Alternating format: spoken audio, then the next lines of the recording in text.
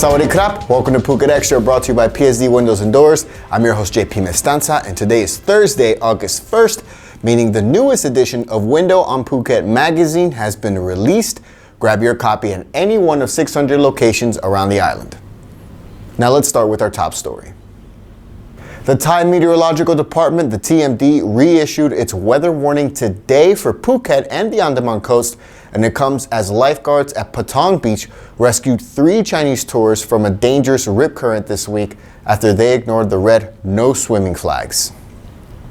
3 tourists on Tuesday had gone into the waters off Patong Beach, and while 2 of them were rescued safely, being able to walk after having been brought back to shore, one of the Chinese tourists was choking and exhausted, needing to be carried from the beach. Thankfully, no one needed to go to the hospital after that incident, and Patong Surf Lifesaving noted on its Facebook page that the incident is a serious warning for people to obey the red no swimming flags on all the beaches around Phuket. Meanwhile, earlier today, the TMD reissued their weather warning for Phuket and the rest of the Andaman Coast provinces, along with the eastern provinces, saying that from today to August 6th, outbreaks of heavy rains are possible with wind waves likely to reach 2 to 3 meters high. Boat operators are also being urged to beware of the current weather conditions. For the latest weather updates, visit the TMD's website at the link below or at thephuketnews.com.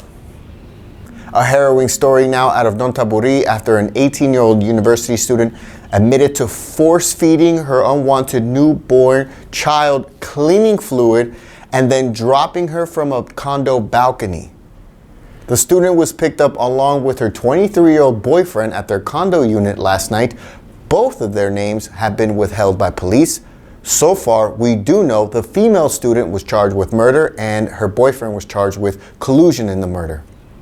The news comes after an investigation in which security camera footage showed a plastic bag dropping from the 8-story condo building shortly before 3 p.m. on July 23rd, just over a week ago.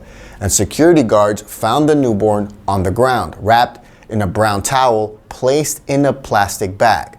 The baby was rushed to a local hospital where she died earlier this week on Tuesday. Police inspected the building with clues pointing to the student's condo unit on the 3rd floor, and DNA test results showed that the student was in fact the mother.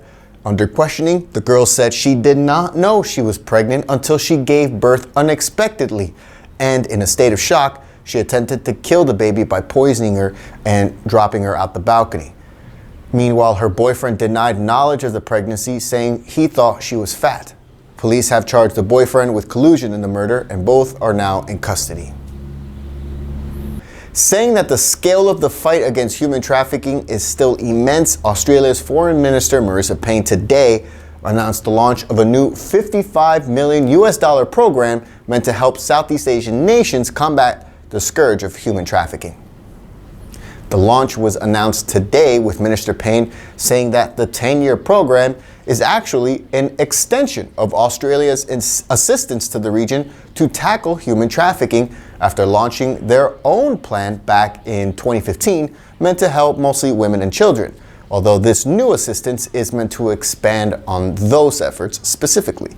The launch comes during an uptick of rescues of human trafficking victims in Thailand, according to local reports, especially after a U.S. State Department annual report showed that human trafficking remains a massive problem in the region, especially in regards to the Rohingya population in Myanmar, where some children are said to be abducted in transit and girls sold into forced marriages in India, Indonesia, and Malaysia. Some 700,000 Rohingya have fled the violence into neighboring Bangladesh. For more, visit thephuketnews.com. Sit tight, Phuket Extra will be right back after this.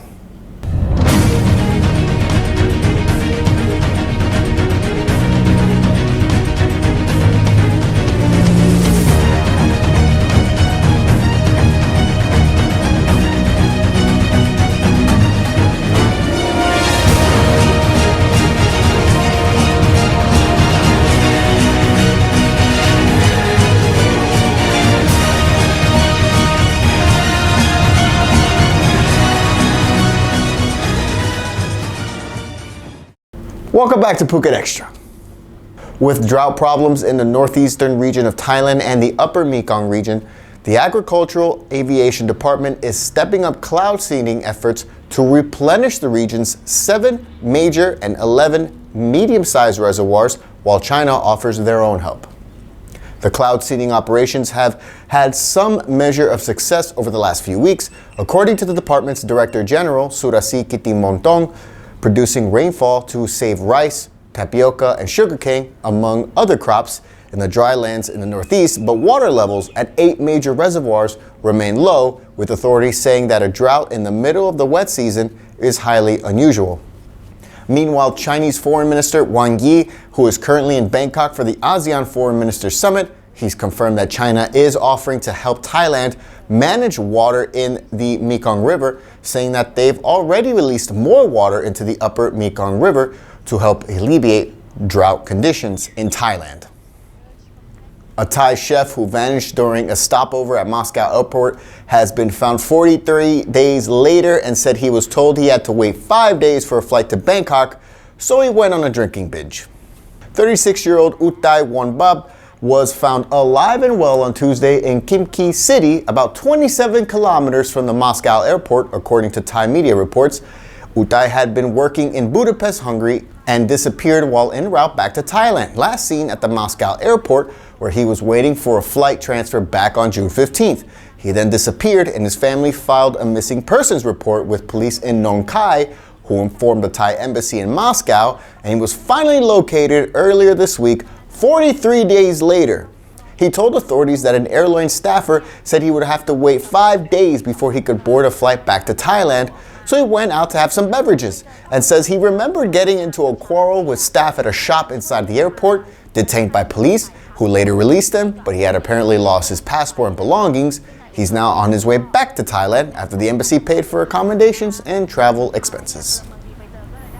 And that's it for Phuket Extra, brought to you by PSD Windows and Doors. For safe, secure, and soundproof windows, visit pvcphuket.com. If you're watching us on YouTube, click that subscribe button to check out all our future videos.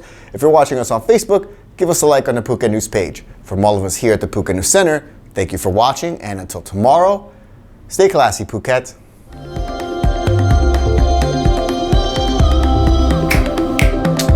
Thank you, sir.